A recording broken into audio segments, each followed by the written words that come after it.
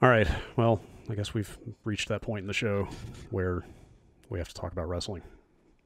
As we said, it can't be avoided forever. Yeah, no, it's 1:15 Pacific Standard Time, Pacific right. Daylight Time. Yes, I apologize. the internationally standardized appointed time in which to discuss wrestling.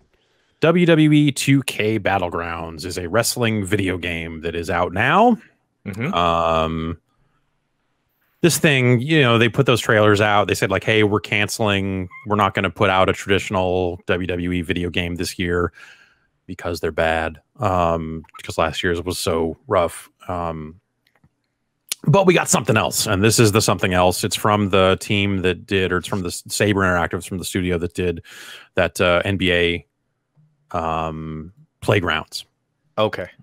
Which is a very, very bad NBA Jam clone. Not clone's not the right word, because they did not. It would be better if they had cloned NBA Jam. It is a bad arcade style basketball game with some rough monetization stuff around or unlocking players and all this other stuff. This is kind of that in some ways, where it's got a similar look to it. It's so bad at replicating the characters and the personalities of the WWE. Like, they just gave a lot of players like very generic animations and stuff. So like, you taunt with Stone Cold Steve Austin, and it's just like, that's not a thing that character would do. And just a lot of stuff that just like doesn't fit right on that front. It feels very thrown together, and it feels very sloppy with the license, I guess. How deep is the roster?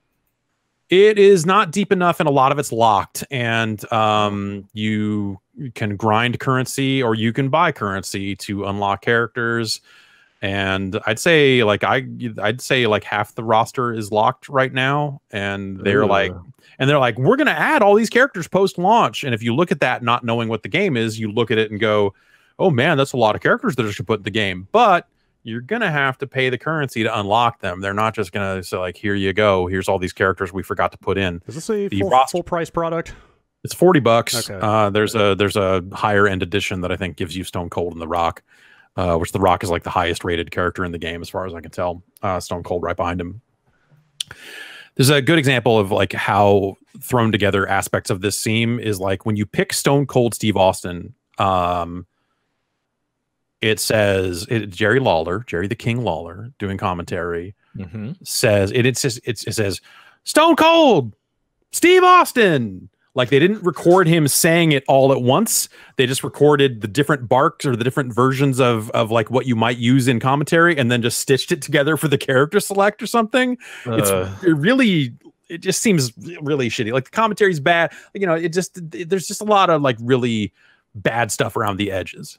I don't think the gameplay is great, but it is actually a lot better than I thought it would be, based on the track record of the NBA games and just some of the stuff they have shown of the game prior to release. You're like, this thing looks like a dog, but it plays okay. Is the wrestling engine like its own thing, or are they trying to replicate what the normal mainline games do, or do they just kind of no? It's like punch and kick and counter, and like it's very arcadey. It's very simplified. It's very stripped down compared to what the core WWE games are attempting to be. So in that vein, this is the best WWE game on consoles since WWE All Stars. Wow. Which is a very low bar. Huge praise. An extremely low bar. All Stars, was that the one that was like kind of 7-8 years ago, something like that? Yeah, something like that. Very arcadey. Yes. Okay. I believe Sal DeVito worked on that, if I remember right. They showed up at a random Wednesday night fights in SoCal.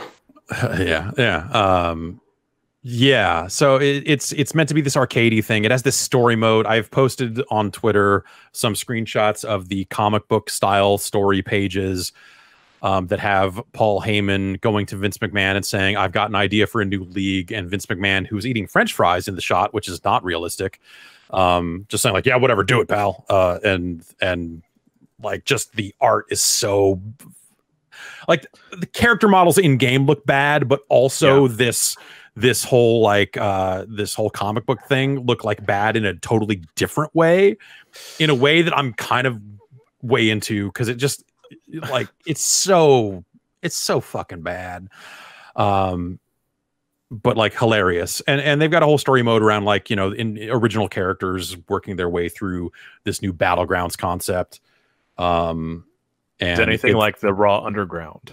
No, well, yes and no. It's meant to be like the original pitch that Heyman gives to Vince in the thing is like, wrestlers will have their own home turf and we'll call them Battlegrounds. And that's about it.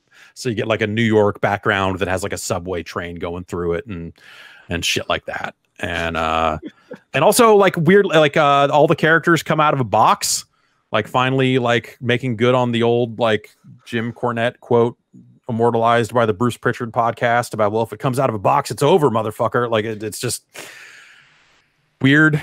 It's weird. The characters pop out of these boxes, or you can buy different. You can buy a coffin, or like Stone Cold will come out of an ice block because he's cold, right? Oh, I get it. It's just fucking weird. It's just a weird product. But the one thing it has that I think is interesting is it has an online mode called like King of the Mountain, whatever, you know, some kind of King of the Ring style thing that is just this endless online mode. Like you join it, and there can be up to 4 players playing at a given time, and it's basically like how long can you survive? And if you knock out other players, eventually anyone else who hits join might jump into your game and start playing with you. And if you eliminate them, they get eliminated, and maybe someone else comes in, or you get eliminated. Maybe you rejoin or start over from scratch, or so it's like this endless thing in a way. It's kind of cool.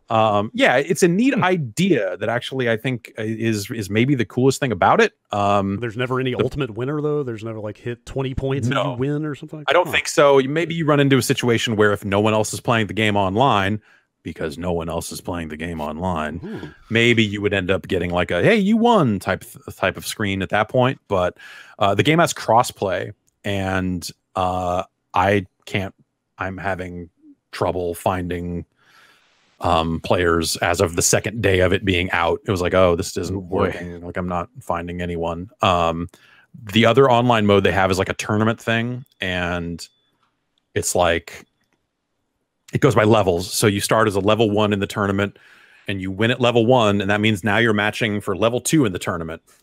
And I have never found a match for a level 2. It goes like level 6 or 7 or whatever it is. And so I imagine it's looking for another competitor who has won one match online before and just never finding anyone. And it's the online stuff seems like A, the best part of the game, B, no one else is playing it. So at that point, like I would not recommend it. I think the action's very simplified in a way that like it's not like long lasting fun. So I guess like all I can say is it's better than I thought it was going to be, and they have some neat ideas, but their monetization and the grind currency and how quickly that comes in or does not come in seems uncool. This year's WWE product. Yes, uncool. Yeah, there you go. But better than I thought it would be. That's in ways that are not always intentional. Like the art is hilarious, but as you said, they've set a pretty low bar for themselves. Absolutely.